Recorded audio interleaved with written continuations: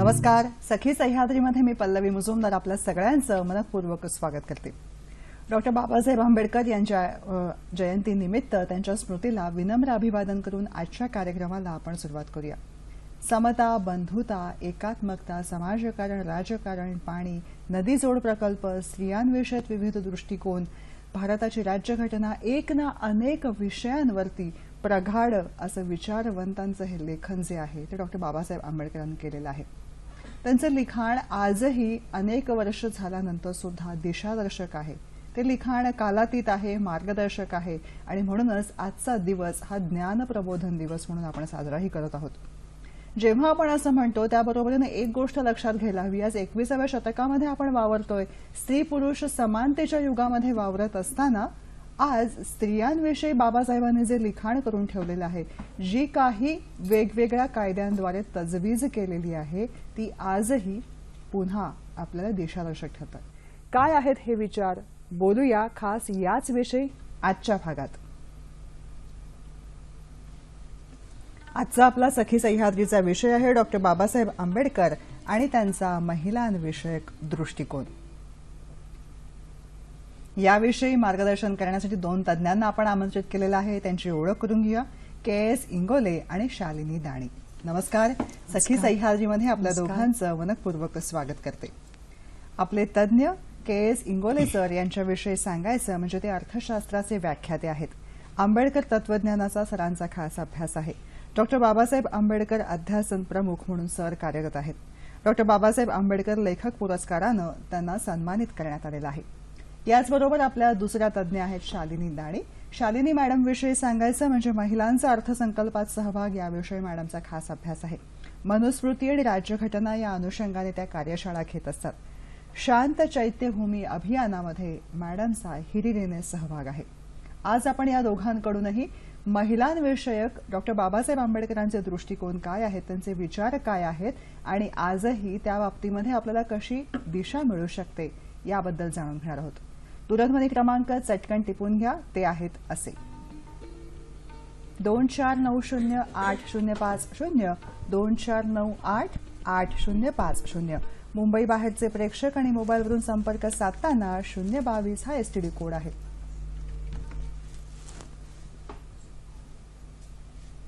छोटीशी विनंती, नेहमीप्रमाणे प्रश्न विचारताना टीव्ही सेटचा आवाज थोडासा कमी ठेवा जेणेकरून आमचा आवाज तुमच्यापर्यंत व्यवस्थित पोहोचू शकेल. त्याचबरोबर विषयाच्या अनुषंगाने नेमके प्रश्न आम्हाला तुमच्याकडून अपेक्षित आहेत. आपल्या चर्चेला सुरुवात करूया. जेव्हा असं आपण म्हणतो सर की स्त्रियांविषयक बाबासाहेबांचे विचार आहेत, मुळात आयुष्याबाबतच्या किंवा समाजाच्या बाबतीतल्या प्रत्येक घटकाविषयी, प्रत्येक गोष्टीविषयी डॉक्टर बाबासाहेब आंबेडकर हे व्यक्त झालेले आहेत आणि ते अतिशय विचारांती आणि अभ्यासांती उतरलेले विचार आहेत की जे काळाच्या पलीकडे आहेत आणि आज एवढी वर्ष लोटल्यावर सुद्धा आपल्याला महत्त्वाचे ठरतात. डॉक्टर बाबासाहेब आंबेडकर आणि त्यांचे विचार, खास करून महिलांविषयक त्यांचा दृष्टिकोन, याबद्दल आपल्याला काय वाटतं? बाबासाहेबांचं एकूणच व्यक्तिमत्व हे बहुआयामी व्यक्तिमत्व आहे. खरंय. त्यांनी अनेक विषयाशी त्यांचं योगदान आहे. परंतु बाबासाहेब हे मूळचे अर्थशास्त्रज्ञ आहेत आणि त्यांना या देशाला एक व्हायब्रंट इंडिया, एक सक्षम असं राष्ट्र निर्माण करायचं ही त्यांची भूमिका होती. मग आता असं सक्षम राष्ट्र निर्माण करत असताना इथली परिस्थिती मात्र त्याला पूरक नव्हती. बरं. या देशातल्या जवळजवळ 100% महिला त्यांच्या मूलभूत अधिकारापासूनच त्यांना दूर ठेवलं होतं इथल्या व्यवस्थेनं. त्याच अनुषंगाने इथल्या अनुसूचित जाती जनजाती हा वर्ग विकासाच्या बाहेर फेकला गेला होता. मग जोपर्यंत हा 70-80% वर्ग विकास प्रवाहामध्ये येत नाही, मुख्य प्रवाहात येत नाही, तोपर्यंत देशाचा विकास होणार नाही. खरं. ही त्यांची भूमिका होती. आणि मग असं करत असताना महिलांची भूमिका ही प्रखर असली पाहिजे, प्रमुख असली पाहिजे, ही बाबासाहेबांना असं वाटत होतं. आणि म्हणून बाबासाहेबांनी असं स्पष्ट म्हटलं होतं की जोपर्यंत या देशातल्या महिलांचा विकास होणार नाही तोपर्यंत या देशाची प्रगती होणार नाही. आणि त्यामुळे या देशातल्या महिलांचा विकास करणं हे राष्ट्रीय कार्य आहे. अच्छा. आणि हे राष्ट्रीय कार्य आहे. राष्ट्रीय कार्य आहे. आणि त्यामुळे मग बाबासाहेबांना हा विचार राहून धरल्यानंतर त्यांची जेव्हा त्यांनी चळवळ सुरू केली मध्ये त्यांचं आग्रहाचं मत असायचं की ह्या चळवळीमध्ये सगळ्या महिला वर्ग पुरुषाबरोबर आल्या पाहिजेत. आणि म्हणून त्यांच्या सगळ्या आंदोलनामध्ये ते महिलांना सहभागी करून घेत होते. आणि महिलांना एक आत्मभान निर्माण झालं पाहिजे. हो. महिला ह्या दबल्या गेल्या होत्या, त्यामुळे त्या व्यक्तच होत नव्हत्या, त्यांच्या काहीच व्यक्त होत नव्हत्या. म्हणून बाबासाहेब म्हणायचे की तुम्ही कुठल्या गोष्टीने तुम्ही कमी आहात, तुम्ही आम्हाला जन्म दिलेला आहे आणि ही व्यवस्था आम्हाला अशी नाकार, तुम्हाला याची चीड आली पाहिजे. अच्छा. आणि त्याच्यामुळे तुम्ही एकतर आमच्या या सत्याग्रहामध्ये एकदा आंदोलनामध्ये तुम्ही सहभागी झाला पाहिजे किंवा तुम्ही जन्म देण्याच्या पुढे बंद केलं पाहिजे. हो. आणि त्यामुळे मग ह्या अटीतटीचा त्यांच्या समोर बाबासाहेब प्रश्न विचारायचे. आणि मग महिला त्यावेळेस त्यांना वाटायचं की नाही खरोखर आपण याच्यामध्ये सहभागी झाला होते. आणि मग महिलांचा सहभाग वाढत गेलेला आहे. त्याच्यानंतर एकदा त्यांना वाटलं म्हणजे विकासाकरिता पहिल्यांदा माणसाला त्याचं वाटलं पाहिजे की मी काही करू शकतो, मला काही करणं शक्य आहे. तर हे त्याची मानसिकता तयार करणं हे बाबासाहेबांचं पहिलं काम होतं. मस्त. आणि त्याच्यानंतर बाबासाहेब असं म्हणत होते की या महिलांना शिक्षण दिलं पाहिजे. जसं पुरुषाला शिक्षण आहे तसं महिलांना, अगदी जसं आपल्याला अन्नाची गरज आहे तशी शिक्षणाची गरज आहे. प्रश्न. आणि ह्या देशामधल्या शस्त्र आणि शास्त्र हे दोन्ही अधिकार ह्या वर्गातून हिरावून घेतले होते. आणि त्याचाच हा परिणाम आहे की आज आपण इथल्या खालच्या कड्याला आहोत. आणि म्हणून बाबासाहेब म्हणायचे की महिलांना शिक्षणाचा हक्क असला पाहिजे, जसा मुलांना हक्क आहे तसा महिलांनाही असला पाहिजे. आणि मग हा केवळ हक्क देऊन थांबता येत नाही, तर महिलांना त्याचा अधिकार दिला पाहिजे. म्हणून एक प्रबोधन, त्यांचं शिक्षण आणि त्यांना अधिकार, कायदेशीर अधिकार, या मुद्द्यावर बाबासाहेबांनी त्यांची चळवळ उभी केली होती. तर महिला ह्या म्हणजे आपण ज्याच्या बाबासाहेबांच्या अगोदर अनेक मोठमोठ्या पुरुषांनी महिलांसाठी काम केलेलं आहे, पण त्यांच्यामध्ये दयाभावना ही होती. बाबासाहेबांच्या चळवळीत दयाभावना नव्हती. बाबासाहेबांना त्यांचा अधिकार होता, त्यांचा हक्क आहे ते, आणि महिला पुढे आल्या पाहिजेत ही त्यांची भूमिका होती. हा एक मूलभूत फरक आहे. आणि म्हणूनच बाबासाहेबांनी त्याच अनुषंगाने पुढे सुद्धा बाबासाहेबांनी हे सगळे कायदे आज ज्या महिलांना सगळ्या मिळत आहेत फायदे, हे याचं कारण म्हणजे बाबासाहेबांनी तरतूद केली आहे. आणि त्याच्यामुळेच आज बजेटरी प्रोव्हिजन होते महिलांसाठी खास. खरं आहे. याविषयी सगळं विस्तृतपणे खरंच टप्प्याटप्प्याने आपल्याला जाणून घ्यायचं आहे. बरोबर आहे. खरंय. मॅडम, जेव्हा जाती व्यवस्था आणि स्त्रियांविषयक दृष्टिकोन या दोन मुद्द्यांविषयी बोलतो तेव्हा त्यांचे विचार खूप आहेत. आणि दोघांनाही मुख्य प्रवाहामध्ये आणणं आणि जाती व्यवस्था ही मोडून काढणं या दोन्ही दृष्टिकोनातून त्यांचे विचार होते. आपल्याला काय वाटतं? अगदी बरोबर आहे मॅडम तुमचं. बाबासाहेब जाती संस्था निर्मूलन हा त्यांच्या खरं एकूणच कामाचा गाभा आहे. आणि यात बाबासाहेबांचं असं म्हणणं आहे की जाती संस्था निर्मूलन आणि स्त्री ह्या परस्पर पूरक अशा गोष्टी आहेत. बरं. बाबासाहेब म्हणतात की जातीचे दोन पैलू आहेत. त्यातला पहिला असा की जात हे विभाजन करते आणि समुदाय बनवते. अच्छा. आणि मग या दुसरा पैलू असा आहे की या समुदायाचा पुन्हा सामाजिक दर्जा आणि श्रेणीनुसार त्याची वर्गवारी ठरवते. अच्छा. मग वरच्या वर्गात असलेल्या श्रेणीत असलेल्या लोकांना किंवा त्या श्रेणीत असलेल्या त्या जातींना काही विशेष सामाजिक अधिकार आणि धार्मिक अधिकार प्रदान करते. त्या अनुषंगाने आपण पाहतो की जेवढी श्रेणी वरची तेवढे अधिकार अधिक आणि जेवढी श्रेणी खालची तेवढे अधिकार कमी. त्यामुळे ज्यावेळी आपण ह्या सगळ्यामध्ये स्त्रियांचा विचार करतो तर स्त्रियांची सुद्धा ही श्रेणी तयार झालेली आहे. आणि जात संस्था बंदिस्त करण्यासाठी मूळतः स्त्रियांवर बंधन घालणं हे गरजेचं होतं आणि हे बंधन होतं विवाह बंदीचं, रोटी बेटी व्यवहार बंदीचं. त्यामुळे एक जात किंवा पोटजात ही फक्त आपसात विवाह करण्यासच बंधनकारक आहे. बरं. त्यामुळे एक जात ही दुसऱ्या जातीशी विवाह करत नाही. त्यामुळे स्त्रियांचं जे काही जातींमध्ये होणारी आंतरक्रिया आहे ती इथे बंद होते. या निर्बंधातून स्त्रियांवर अनेक निर्बंध लादणं हे गरजेचं होतं.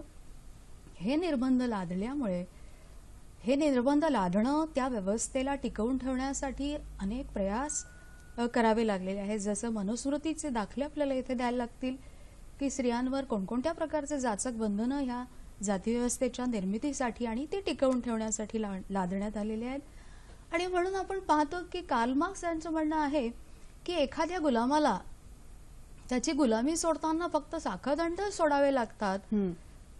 त्या साखळदंडा व्यतिरिक्त त्याला काही तिथे हरावं लागत नाही. पण इथे आपल्याला एक लक्षात घ्यायला लागेल की या वरच्या श्रेणीत असलेल्या लोकांना मिळालेला विषय सामाजिक आणि धार्मिक अधिकारांचा भाग म्हणून त्यांना ही व्यवस्था टिकवून ठेवण्यासाठी ते प्रयत्नशील असतात.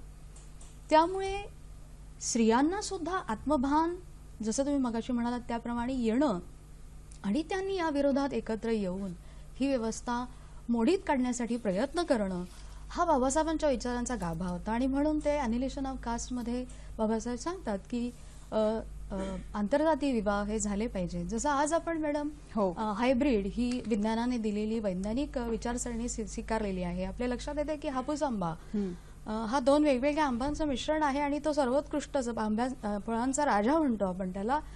तर स्त्रियांना बाबासाहेब असं आवाहन करतात जातीसंस्थेच्या निर्मूलनाच्या संदर्भात की जर विविध जातींमध्ये किंवा धर्मांमध्ये अशा प्रकारचा संकर घडून आला तर कदाचित या राष्ट्राच्या निर्मितीसाठी लागणारं जे मनुष्यबळ आहे ते अधिक सक्षम आणि अधिक अतिशय ज्याला म्हणू आपण मानसिक दृष्ट्या आणि कार्यक्षम असं मनुष्यबळ आपण तयार करू शकू. या संदर्भात प्रोफेसर बॅटसन यांचे विचार मी तुम्हाला अधोरेखित करू इच्छिते. बॅटसन यांचं म्हणणं आहे की सुप्रजनन ही जी व्यवस्था आहे ही केवळ जातींमध्ये जन्माने विशिष्ट जातींमध्येच ती निर्माण होऊ शकते. हे वैज्ञानिकदृष्ट्या चुकीचं आहे. कारण त्यांचं असं म्हणणं आहे की विविध प्रकारच्या परिस्थितींमध्ये काही जैविक घटकांच्या आणि अजैविक घटकांच्या आणि एकूण परिस्थितीच्या आवाका लक्षात घेता फेवरेबल कंडिशन ज्याला आपण म्हणतो ती निर्माण झाली असता अशा प्रकारच्या विशेष क्षमता असलेल्या पण मुलांची निर्मिती ही होऊ शकते. म्हणजे अनुवंशाला इथे छेद दिला जातो. आणि म्हणून बाबासाहेब हा वैज्ञानिक विचार मांडू इच्छितात इथे की कोणत्याही देशाचं मनुष्यबळ हे अधिक कार्यक्षम आणि कुशल होण्याच्या दृष्टीने जातीसंस्था मोडीत काढणं हा वैज्ञानिक विचार बाबासाहेब या ठिकाणी स्त्रियांना असा सल्ला देतात की त्या मोडण्यास त्यांनी पुढे येऊन हिरिरीने भाग घ्यावा. आणखीन जाणून घ्या. कार्यक्रमामधला पहिला फोन आलाय तुमच्या दोघांच्या परवानगीने तो घेते. भारत वावळ आपल्याशी बोलतायत डोंबिवलीहून. नमस्कार. डॉक्टर बाबासाहेब आंबेडकर यांनी आपल्या देशाची घटना लिहिताना सर्व स्तरातील महिलांना सन्मान मिळावा, शिक्षण मिळावे आणि समानता मिळावी अशी घटनेमध्ये मुद्दाम तरतूद केलेली आहे. आणि त्याचप्रमाणे सहकारी आणि शासकीय क्षेत्रामध्ये त्यांना विशेष आरक्षण दिले गेले कारण त्यांनी महिलांनी पुढे यावं. परंतु आज आपण पाहतो की शहरी भागातील महिलांना अनेक फॅसिलिटी मिळतात, त्या पुढे जातात आणि जगामध्ये ते आपलं नाव पण देशाचं कमावतात. पण त्या प्रमाणामध्ये ग्रामीण भागातील महिलांना तेवढा संधी मिळत नाही किंवा त्यांना प्रशिक्षण मिळत नाही. यावर आपण खूप प्रकाश टाकावा. धन्यवाद. धन्यवाद. 1942 ते 1946 स्वातंत्र्यपूर्व काळामध्ये व्हॉइसरॉयच्या कमिटीमध्ये एक्झिक्युटिव्ह कमिटीमध्ये डॉक्टर बाबासाहेब आंबेडकर यांचा सहभाग होता. आणि यावेळी भाकरा नानगल किंवा दामोदर व्हॅली या बहुउद्देशीय प्रकल्पांविषयी त्यांची ब्ल्यू प्रिंट तयार होती. त्यामधले त्यांचे विविध विचार जे आहेत ते आजही आपल्याला दिशादर्शक ठरतात. मुळात समाजामधल्या प्रत्येक गोष्टीविषयी, प्रत्येक आस्पेक्ट, प्रत्येक मुद्द्याविषयी त्यांचं प्रगाढ विचारदर्शन जे आहे ते आजही आपल्याला दिशादर्शक ठरतं. नवीन संशोधनानुसार हेही समोर आलेलं आहे की बाबासाहेब आंबेडकर यांनी जर्मन भाषेवरतीही प्रभुत्व होतं आणि त्याद्वारे तिथल्या विद्यापीठांमध्ये त्यांचा अतिशय मोठ्या प्रमाणात संवादही होता. या सगळ्या गोष्टींविषयी बोलत असताना 21व्या शतकामध्ये वावरत असताना महिलांविषयक त्यांचा दृष्टिकोन काय आहे याविषयी जाणून घेणं हे तितकंच महत्वाचं आहे. आणि म्हणूनच याविषयी शालिनी दाणे मॅडम आणि KS आपल्या बरोबर आहेत, KS इंगोले सर, आणि या दोघांकडनं या सगळ्याविषयी आपण जाणून घेत आहोत. मगाशी आपल्याला ब्रेक घेण्यापूर्वी फोन आला होता भारत वावड यांचा, आणि त्यांनी असं म्हटलेलं होतं की शहरापेक्षा ग्रामीण भागातल्या महिलांना संधी आणि क्षमता या उपलब्ध होत नाहीत. डॉक्टर बाबासाहेब आंबेडकरांनी याविषयी काही मांडलेलं आहे का? इंगोले सर, तुम्हाला काय वाटतं? हा प्रश्न हा बरोबर आहे की आताच अलीकडे एक सर्वे पब्लिश झालेला आहे. ते होता हे मंडल कमिशनचं इम्प्लिमेंट करत असताना ओबीसीचे किती संख्या आहे हे जाणून घेण्यासाठी. तर त्या नॅशनल सॅम्पल सर्व्हेनी त्यांचा जो डेटा दिला आहे त्याच्यात ते असं म्हणतात की त्याने जे सांगितलं की ओबीसीचे लोक हे 41% आहेत किंवा SCचे 19% आहे, STचे 9% आहे. हे सांगत असताना त्यांनी दुसरी गोष्ट ही सांगितली की जे आर्थिक विकास होत आहे देशाचा 1991 पासून नवीन धोरणाप्रमाणे, त्या धोरणाचा फायदा हा शहरी भागामध्ये प्रामुख्याने जाणवतो आणि खेड्यामध्ये नाही आहे. मग आता त्याच्यामध्ये खेड्यामध्ये कोण राहतात आणि शहरामध्ये कोण राहतात, तर तो सर्वे असा सांगतो की 92% ST लोक हे गावात राहतात. अच्छा. 80% SC लोक हे गावात राहतात. बरं. 78% लोक हे ओबीसीचे गावात राहतात. अच्छा. म्हणजे 78 to 98% लोक ह्या विकासाच्या बाहेर आहेत. ओहो. आणि मग ही जर अशी एकूणच लोकांची संख्या आहे तर ह्याच्यामध्ये महिलांची संख्या ही फारच विदारक आहे, नॅचरलच आहे.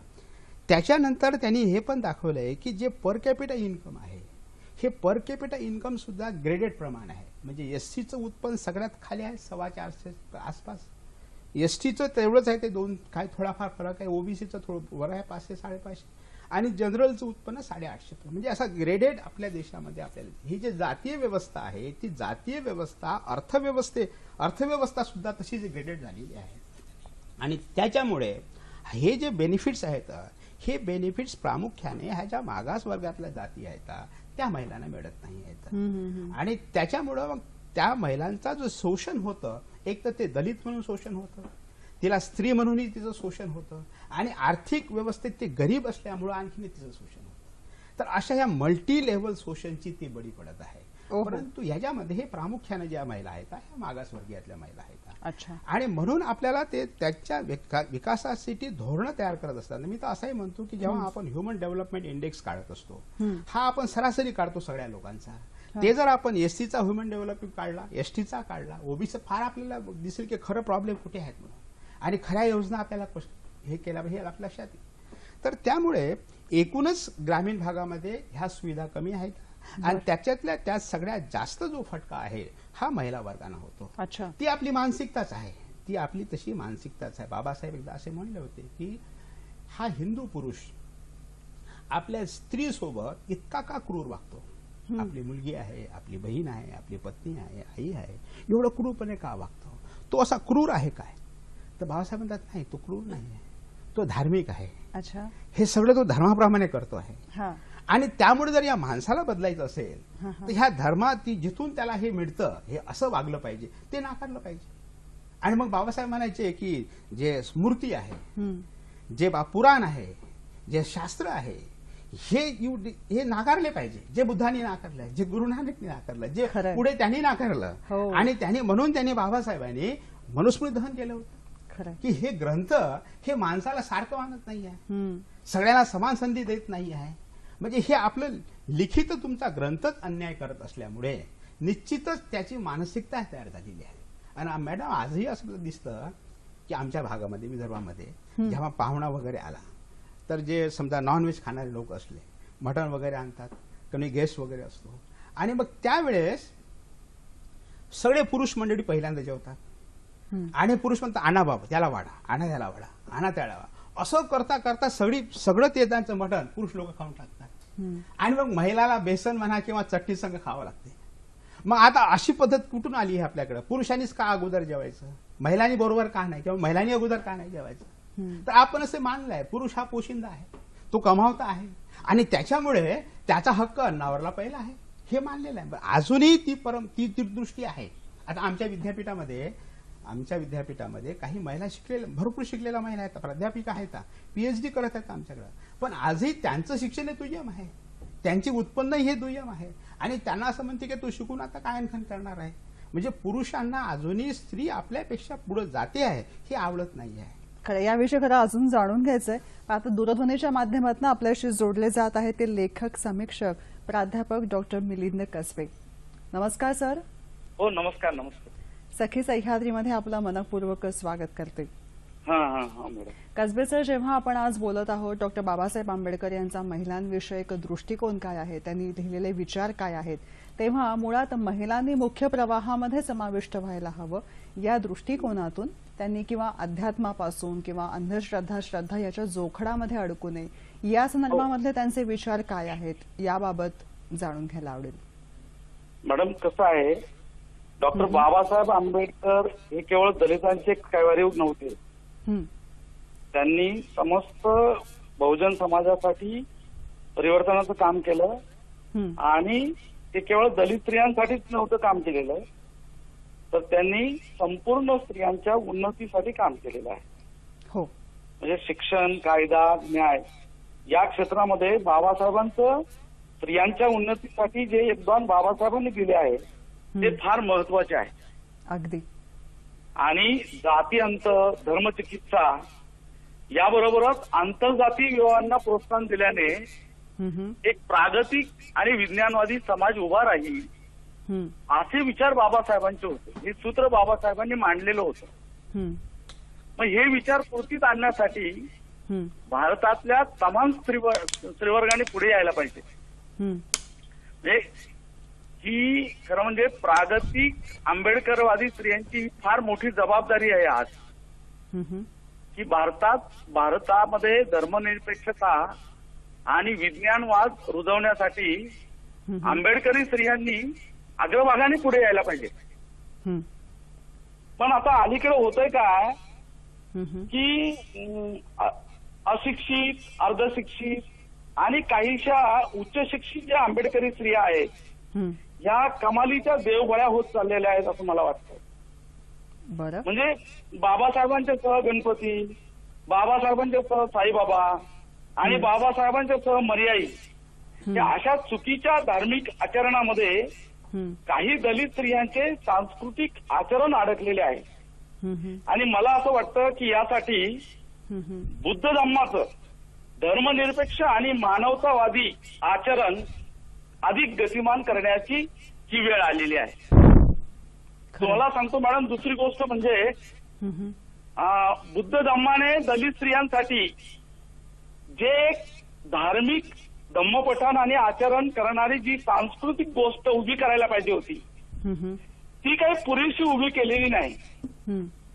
तुम्हाला सांगतो 5 किलोमीटरवर आंबेडकर स्त्री चालत गेली की तिला 10 मंदिरं भेटतात आणि वेगवेगळ्या धर्मातली मंदिरं भेटतात. म्हणजे आंबेडकरी स्त्रीला बुद्ध धम्माचं आचरण करण्यासाठीच सांस्कृतिक अभिव्यक्तीसाठीच कोणतंही पर्यायी ठिकाण आपण विकसित करू शकलो नाही. आणि म्हणून समाजाच्या उद्धाराचे महाद्वार स्त्री आहे असे बाबासाहेब म्हणत होते. तेव्हा आंबेडकरी स्त्री असो किंवा बौद्ध स्त्री असो, कोणत्याही जातीतली धर्मातली स्त्री असो, तिने कोणतीच धर्मग्रंथांनी सांगितलेले कर्मठ असे धार्मिक आचरण ताबडतोब थांबवले पाहिजे. खरं तुमच्या माध्यमातून बाबासाहेबांचे हे विचार जे आहेत ते लोकांपाशी पोहोचत आहेत याची खात्री बाळगते आणि तुम्ही अगदी नेमकेपणाने हे मुद्दे मांडलेत. तुमचे मनपूर्वक सहभागी झाल्याबद्दल आभार. धन्यवाद. मंडळी, आता दूरध्वनीच्या माध्यमातून आपल्याशी संवाद साधला ते म्हणजे लेखक समीक्षक प्राध्यापक डॉक्टर मिलिंद कसबे. आणि अंधश्रद्धा, रूढी, परंपरा या जोखडामधून महिला वर्गाने बाहेर यावं याच दृष्टिकोनातनं डॉक्टर बाबासाहेब आंबेडकरांचं म्हणणं काय होतं, त्यांचं साहित्य संपदा काय सांगते हे त्यांनी आता आपल्यापाशी व्यक्त केलं. मॅडम, जेव्हा आज आपण आता म्हणत होतो की या जोखडामधनं महिलांना बाहेर काढायचं आहे, रूढी परंपरा याविषयी यांना नाकारून प्रगतीला, तंत्रज्ञानाला त्यांनी सामोरं जावं असं म्हणत असताना हिंदू कोड बिल हा एक महत्वाचा टप्पा आहे. त्या बाबतीमधला आपला अभ्यास आणि बाबासाहेबांचे विचार. हो, डॉक्टर बाबासाहेब आंबेडकरांनी राव कमिटीने ज्या सूचना मांडलेल्या होत्या त्यांनाच पुढे जाऊन 1947 साली हिंदू कोड बिल ते या माध्यमातून महिलांना काही विशेष अधिकार देऊ पाहत होते.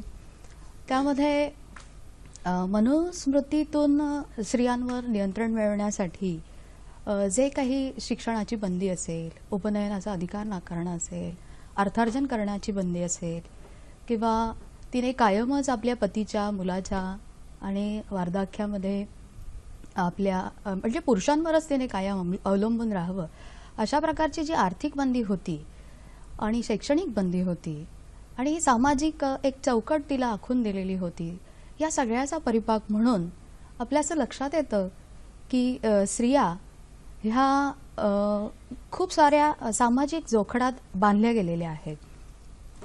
त्या पार्श्वभूमीवर जेव्हा बाबासाहेब हे बिल आणू पाहतात, हिंदू कोड बिल 1947 साली, त्यावेळची परिस्थिती आपण जर पाहिली तर नेहरूंना हे बिल पास व्हावं अशी इच्छा होती आणि त्यासाठी ते प्रयत्नशील पण होते. तसे बाबासाहेबांचं आणि नेहरूंच्या पत्रव्यवहारावरून पण आपल्याला दिसून येतं.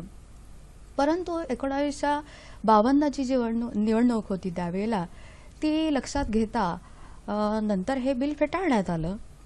आधी त्यावर चर्चा झाली.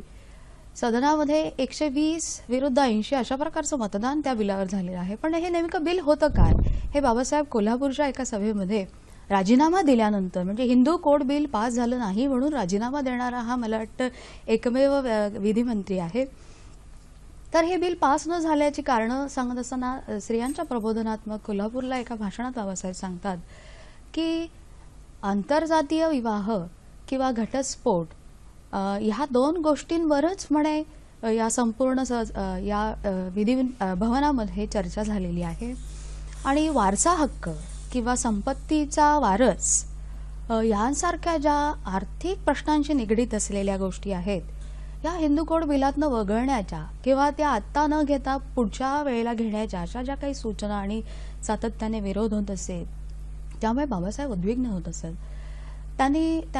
त्यांचं असं म्हणणं होतं की संविधानामध्ये ज्या तरतुदी मी केलेल्या आहेत त्यांना जर खऱ्या अर्थाने सामाजिक सुधारणेच्या अनुषंगाने जर समाजामध्ये लागू करायचे असतील तर स्त्रियांना हे हिंदू कोड बिल त्यांच्याकरता पास करून घेणं हे खूप गरजेचं आहे आणि ते त्यांच्या अगदी त्यांच्या अगदी मनाच्या जवळ असलेली अशी खास गोष्ट होती आणि म्हणून बाबासाहेब यासाठी प्रयत्नशील होते.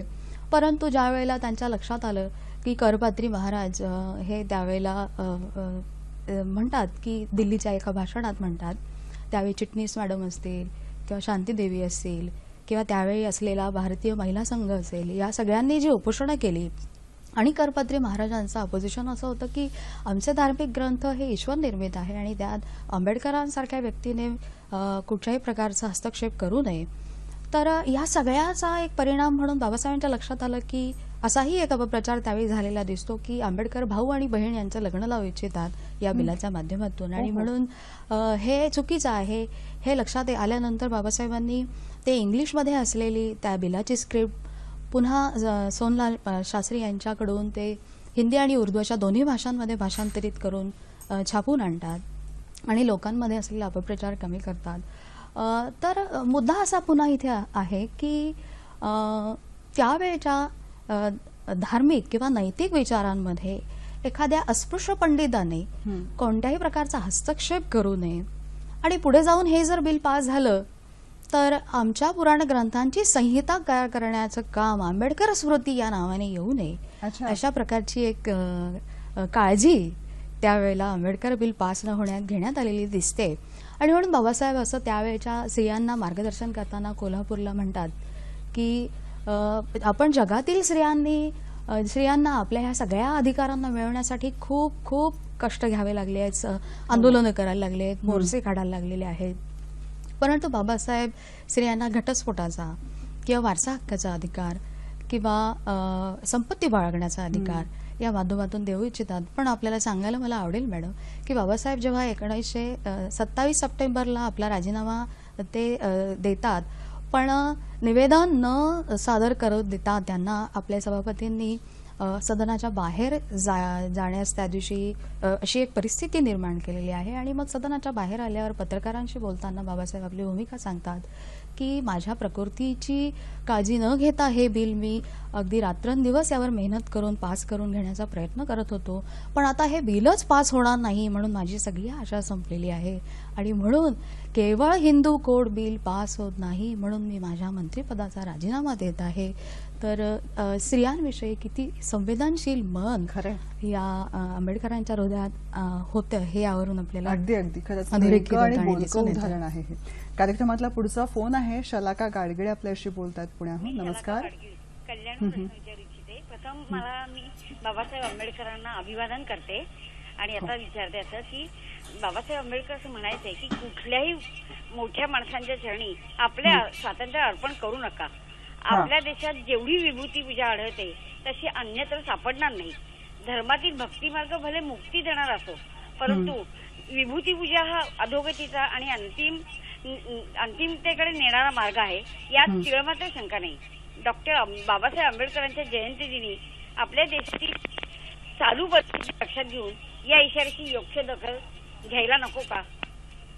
धन्यवाद. अतिशय नेमका असा मुद्दा आहे. मार्गदर्शन मिळेलच. आणि असं म्हणत असताना एक गोष्ट लक्षामध्ये येते की निसर्गानं प्रत्येकाला मेंदू दिलेला आहे आणि या मेंदूचा वापर मानवानं करणं अपेक्षित आहे. असं म्हणत असताना सुद्धा एक मुद्दा महत्वाचा आहे की हा मेंदू हा समाजासाठी आहे, राष्ट्रसंपत्ती आहे. त्याचा सुयोग्य वापर करणं हे माणसाचं मूलभूत कर्तव्य आहे, असे ओजस्वी विचार असलेले डॉक्टर बाबासाहेब आंबेडकर. स्त्रियांना कुठल्याही जोखडातून मुक्त करून प्रगतीच्या दिशा कशा दाखवता येतील या दृष्टिकोनातून त्यांचे विचार आहेत आणि ते उलगडण्याचा यत्न आजच्या भागात आपण करत आहोत. चा ब्रेक घेण्यापूर्वी आपल्याला शलाका गाडगिळे यांचा प्रश्न होता आणि त्यांनी असं म्हटलं होतं की मुळात विभूती पूजन आहे आणि आपलं स्वातंत्र्य हे गमावून बसू नये या दृष्टिकोनातून डॉक्टर बाबासाहेब आंबेडकरांचे विचार होते. पण तरी सुद्धा आज पुन्हा पुन्हा ते ठसवण्याची गरज आहे का आणि या बरोबरीने हे कुठे ना कुठे या बाबतीमध्ये महिला वर्ग मागे पडतो आहे का, असं काहीसं त्यांचा मुद्दा आहे.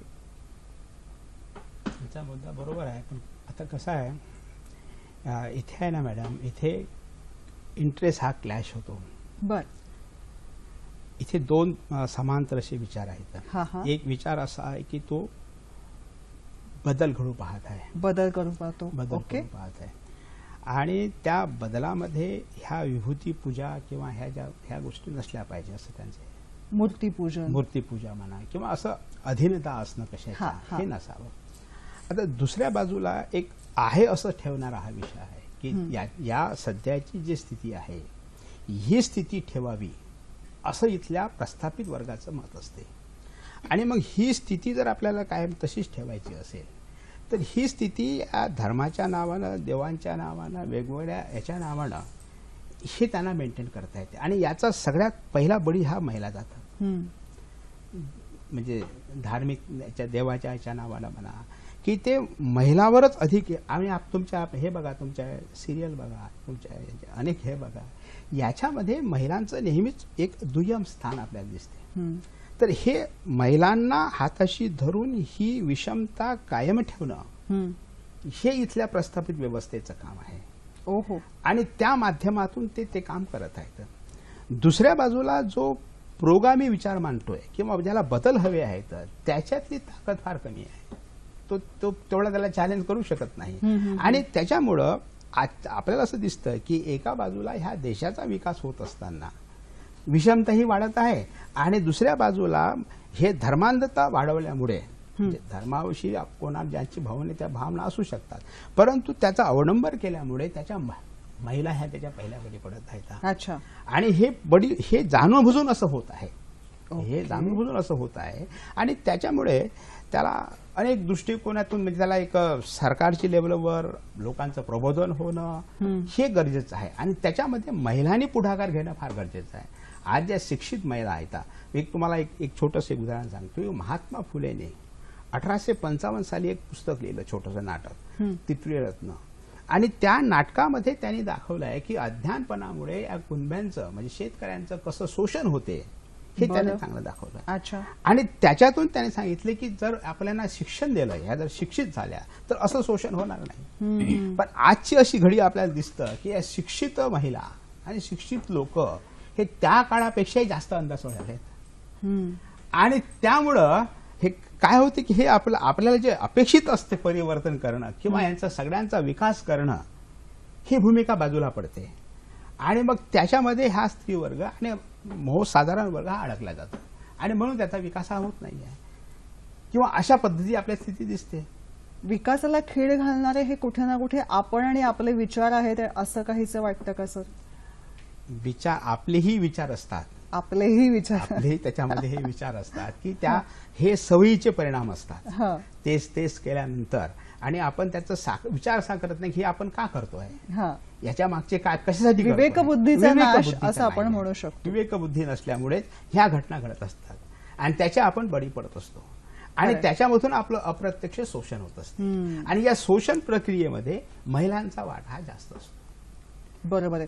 जेव्हा मॅडम आपण असं म्हणतो की महिलांचा सहभाग सगळा, आता सर पण सांगतो सगळीकडे सहभागी करून घ्यायचं म्हटलं तरी महिला या शोषणाचे बळी पडायला प्राधान्य देतात किंवा त्या दृष्टिकोनातनं विचार क्षमता राबवली जाते कळत नकळत. पण त्याबरोबरीने अजून एक मुद्दा येतो की आज 21व्या शतकामध्ये आपण वावरतो, सगळीकडे आहोत, अगदी अंतराळ यानामध्ये जाऊन पोहोचलेलो आहोत, तरी आर्थिक बाबतीमध्ये महिला तेवढ्या माहिती घेत नाहीत, त्याबाबत तेवढे विचार अभ्यास हे प्रगल्भ होऊ देत नाहीत आणि बाबासाहेबांचं कायम म्हणणं असं होतं की महिलांना प्रत्येक गोष्टीमध्ये आर्थिक बाबतीमध्ये त्यांनी सक्षमतेने स्वतः पुढाकार घ्यायला हवा, अभ्यासपूर्ण त्यांचे विचार मांडायला हवेत. अर्थसंकल्पामधला महिलांचा सहभाग आणि बाबासाहेबांचे विचार. बाबासाहेब या ठिकाणी स्टेट अँड मायनॉरिटीजचा उल्लेख मला करावासा वाटतो की आर्थिक समानता हा त्या ग्रंथाचा गाभा आहे आणि या देशातील 50% आपल्या 125 कोटीमध्ये 48% स्त्रिया आहेत. तर या 48% स्त्रियांना सक्षम करण्याच्या दृष्टीने बाबासाहेब त्यावेळेला या 50% लोकसंख्येचा विचार करताना दिसतात. या 50% लोकसंख्येचा विचार करताना आपल्याला हे लक्षात घ्यायला लागेल की इथल्या व्यवस्थेने ज्या ज्या गोष्टी म्हणून या 50% लोकसंख्या असलेल्या स्त्री वर्गाला, स्त्री शूद्रांना नाकारलेल्या आहेत, त्या सगळ्या पुरवणं हे आपली प्रथम जबाबदारी आहे असं बाबासाहेब मानतात. अच्छा. मग त्यामध्ये शिक्षण असेल. आज आपण पाहतो की आपल्या देशातील 65% स्त्रिया या साक्षर आहेत, म्हणजे आजही निरक्षरता 35% आहे. आज आपण पाहतो की 15 ते 35 या वयोगटामध्ये ज्या काळात आपण स्त्रियांनी काम करावं असं आपण म्हणतो, तर आपल्याकडे सुशिक्षित वर्गातील 43% स्त्रिया या आजही घरीच आहेत. हे मनुष्यबळ आपण आजही वापरू शकत नाही. जसं मगाशी ओवळ सरांचा एक प्रश्न होता की खेड्यातील स्त्रियांना याची संधी मिळत नाही. अगदी बरोबर. आपल्याकडे 400 लाख मिलियन एवढ्या स्त्रिया आजही कामाविना खेड्यात तिष्ठत बसलेल्या आहेत. ऑक्सफॅमचा यासंबंधीचा रिपोर्ट आहे की कामाच्यासाठी घरातला कर्ता पुरुष हा शहराकडे गेल्यानंतर ती स्त्री घरामध्ये बसून मग शेती असेल तर शेतीत किंवा दुसऱ्याच्या घरी शेतावर रोजगार मिळवण्यासाठी किंवा अन्य काम करण्यासाठी बाहेर पडत असते. तर हा जो काही आपला महिलांचा एकूणच वर्ग आहे, या सगळ्या महिला वर्गांचा एक देशाचं मनुष्यबळ म्हणून त्यांचा विचार करणं आणि त्यासाठी स्वतंत्र तरतुदी करणं हे खूप गरजेचं आहे. खरं तर बाबासाहेब संविधानातून ही समानता आणू पाहतात. कारण आपण पाहतो की आर्टिकल 14 आपल्याला सांगतं की कोणत्याही व्यक्तीस भारताच्या राज्यक्षेत्रात कायद्यासमोर संरक्षण नाकारणं हे चुकीचं आहे. पण आपण आज पाहतो की जवखेडा, खर्डा या ठिकाणी झालेले जे काही डॉमेस्टिक सोशल व्हायलेन्सेस आहेत किंवा आजही स्त्रियांच्या कुटुंबातून होणाऱ्या ज्या शोषण आहे, तर हे आर्थिक शोषण आहे. मुळात स्त्रियांच्या समस्या या आर्थिक आहेत. आणि मगाशी आपण पाहतो आहोत की विभूती पूजा, तर विभूती पूजा हा परिणाम आहे. मूळतः स्त्रियांच्या आर्थिक प्रश्नांनाच आपण आस्था गायत प्रायोरिटी न दिल्याने, जे बाबासाहेब कायमच देव पाहतात, म्हणजे बाबासाहेब हिंदू कोड बिलातूनच ती गोष्ट साधू पाहत होते की त्यावेळेला स्त्रियांनी अशा प्रकारची संपत्ती बाळगणं हे त्यांच्या दृष्टीने महत्वाची गोष्ट आहे. कारण संपत्ती जर असेल तर तिचं परावलंबन टळेल आणि तिची मानसिक गुलामी नाहीशी होईल. आणि म्हणून ती देवाकडे केव्हा जात असते, तिला मूल हवं असेल तेव्हा जात असते. तिला काहीतरी हवं असेल तेव्हा ती जेव्हा कोण तिच्यासाठी देव असेल तिथे जाते. हा देव जर ती स्वतःची झाली तर तिला अशा प्रकारच्या कुठच्याही परावलंबी मानसिकतेचा ती बळी ठरणार नाही. आणि म्हणून या आर्थिक समस्या ना आपण जर या देशाच्या या 50% मनुष्यबळाचा म्हणून खास विचार करून समजून घेतल्या आणि आपल्या अर्थसंकल्पातून त्या सोडवण्याचा प्रयत्न केला तर खऱ्या अर्थतज्ञ बाबासाहेबांना न्याय दिल्यासारखा होईल. आणखी मला या ठिकाणी एक गोष्ट सांगावीशी वाटते की महिलांना स्वतःलाही या सगळ्या गोष्टी आपण करायला नको किंवा कराव्या हे समजण्या इतपत शिक्षण आपण महिलांना पुरवत नाही आहोत. या व्यवस्थेमध्ये आजही आपण 0 ते 6 वयोगटातील मुलींची संख्या पाहतो की शाळांमध्ये होणारी गळती किंवा मिळणारा शैक्षणिक त्यांना दिलं जाणारं शिक्षण या सगळ्यांचा एक परिपाक हा आहे. आणि म्हणून या समस्येकडे आपण खूप जाणीवपूर्वक लक्ष देणं खूप गरजेचं आहे. बरोबर आहे. याविषयी आणखीन जाणून घेऊया. पुढचा फोन आहे. प्रमोद वेदविख्यात आपल्याशी बोलतायत नाशिकहून. नमस्कार. बोला. मला मान्यवरांना म्हणजे विचारायचं आहे की बाबासाहेब आंबेडकरांनी महिलांविषयीचं दृष्टिकोन आहे त्यांच्यावर आज तिथपर्यंत महिलांचा विकास झालेला असं वाटतं का मान्यवरांना, हे मला विचारायचं, एवढं सांगितलं. बरं, धन्यवाद. मुळात कार्यक्रमाचा गोषवाराच तुमच्या प्रश्नामध्ये एकवटलेला आहे. भीम की कहानी, ज्ञान ज्योति की कहानी, ज्ञान सूरज की यह कहानी, क्रांती ज्योति की है कहानी. आणि म्हणूनच आजचा दिवस डॉक्टर बाबासाहेब आंबेडकर यांची जयंती आपण ज्ञान दिवस म्हणून साजरा करत आहोत. आणि त्या दृष्टिकोनातनं बाबासाहेबांचे विचार, त्यांचं मौलिक विचारधन समजून घेताना खास करून महिलांविषयी त्यांचा दृष्टिकोन काय आहे याविषयी KS इंगोले सर आणि शालिनी दाणे मॅडम आपल्याला मार्गदर्शन करतायत. सर, ब्रेक घेण्यापूर्वी आपल्याला प्रमोद वेदविख्यात यांचा मुद्दा असा होता की महिलांचा विकास झाला आहे असं आपल्याला वाटतं का? तर विकास झालाच नाही असं काही म्हणता येत नाही. विकास हा झालेला आहे. आर्थिक विकास झालेला आहे, शैक्षणिक विकास झालेला आहे. आणि आजची महिला ह्या कुठल्याही क्षेत्रामध्ये कमी नाही आहे. उलट ते पुरुषापेक्षा आणखीन पुढे गेलेली आहे. म्हणजे विकास झाला नाही असं नाही आहे. परंतु कसं होते की विकास हा होत असताना जे एक मानसिक स्वातंत्र्य आपल्याला अपेक्षित असते व्यक्तीचं, आपण म्हणतो की हे लिबरल व्यक्ती आहे किंवा याला फ्री आहे. ज्यावेळेस त्यांचं एक मानसिक स्वातंत्र्य असते, निर्णय घेण्याचं स्वातंत्र्य असते, कोणतंही काही करण्याचंच त्याला स्वातंत्र्य असते, हे स्वातंत्र्य आलं काय असा जर आपण प्रश्न केला तर मात्र आपल्याला असं दिसते की मोठ्या प्रमाणात ते नाही आहे अजूनही महिलांच्या बाबतीत. बरं, म्हणजे त्यांचं अजूनही त्या इंडिपेंडंट निर्णय काही महिला घेतात, परंतु बऱ्याचशा मोठ्या प्रमाणातल्या महिला अजूनही स्वतंत्र निर्णय घेऊ शकत नाही.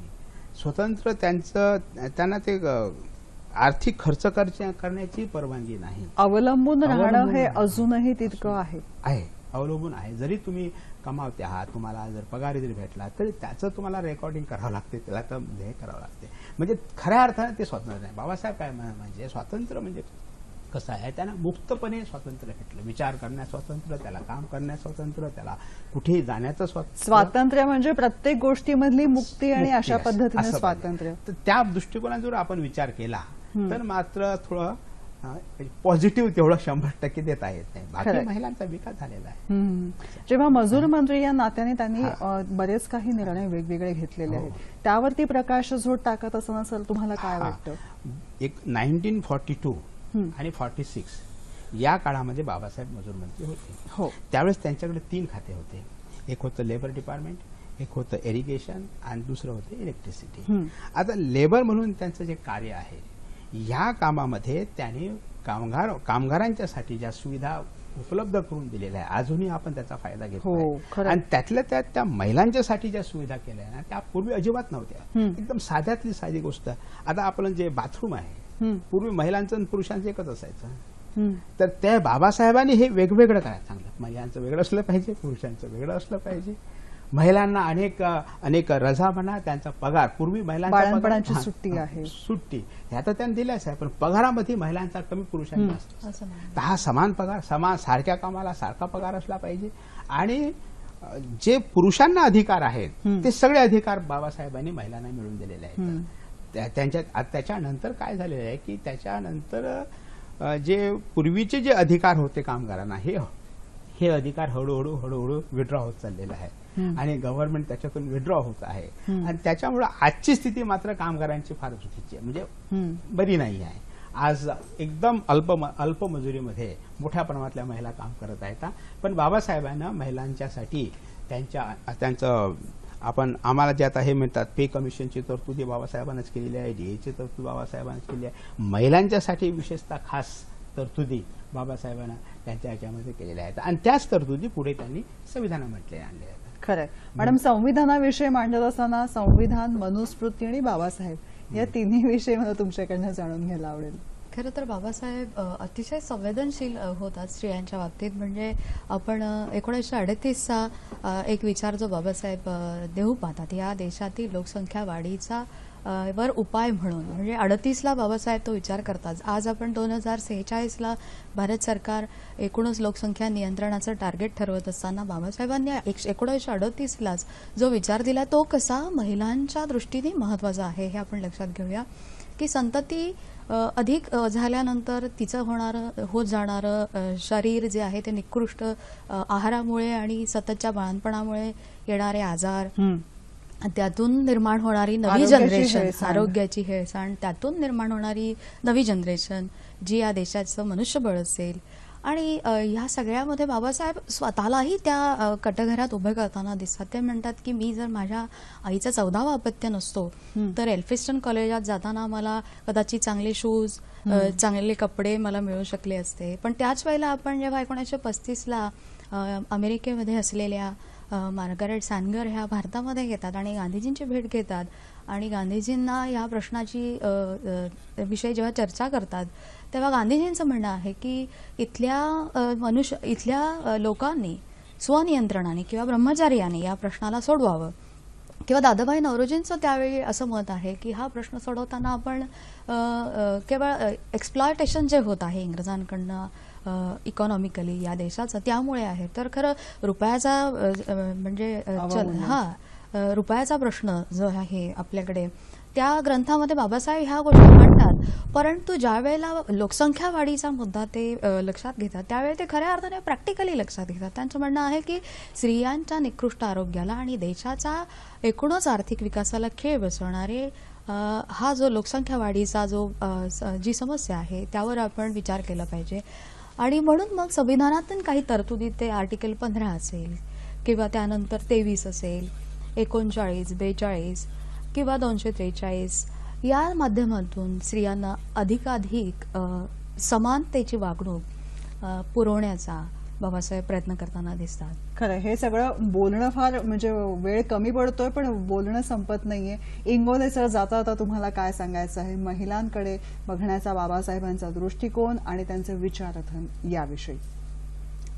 महिलांकडे बघण्याचा बाबासाहेबांचा दृष्टिकोन म्हणजे बाबासाहेब महिला ह्या म्हणजे पुरुषांच्या बरोबरीच्या पार्टनर आहेत अशी त्यांची बरोबरीची भूमिका ही 21व्या शतकामध्ये कायम राहायला हवी. नाही तर काय होतं तर पुन्हा आपली गती जी आहे ती अधोगतीकडे आपली दिशा वळते आहे आणि म्हणूनच प्रगतीची दिशा गाठायची असेल तर पुन्हा बरोबरीचे आणि समानत्वाचे तत्व हे आपल्या मनामनात रुजणं आवश्यक आहे. म्हणजे यातनं एक गोष्ट पुन्हा एकदा अधोरेखित होते, डॉक्टर बाबासाहेब आंबेडकर त्यांचे विचारधन कालातीत आहे, आजही दिशादर्शक आहे.